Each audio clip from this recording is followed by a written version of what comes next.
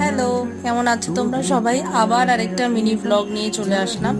আজকের ব্লগে আমি তোমাদের সাথে শেয়ার করব যে আমি কি করে নিজের যে আরেকটা ইউটিউব চ্যানেল আছে আই এম তিয়াশা বলে, সেটার জন্য শুট করি। তো হয়তো তোমরা 1 মিনিটের বা 30 সেকেন্ডের একটা ভিডিও দেখো, বাট সেই ভিডিওটার পেছনে না খাটনিটা অনেকটা সময় থাকে। অনেক ঘন্টার পর ঘন্টা কাজটা করার পরে তোমরা একটা ছোট্ট ভিডিও দেখতে পাও।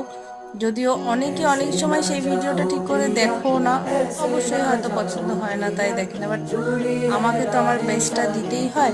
তো সেই দিনকারই একটা ছোট্ট ব্লগ তোমাদের সাথে শেয়ার করলাম যে কিভাবে আমি শ্যুট করি। কারণ আমার প্রত্যেকটা কাজ আমি নিজেই করি, আমাকে হেল্প করার কেউ নেই। আর এই কাজ করতে করতে খিদে পেয়ে গেছিলো বলে একটু ডিয়ার মিল্কও খেয়ে নিয়েছিলাম। তোমরা যারা আমার এই কথাটার সাথে বা আমার এই কাজের সাথে নিজের কাজের একটু হলেও মিল পেলে তারা জানিও, আর যারা মা কালীর ভক্ত আছো তারাও কমেন্টে জয় মা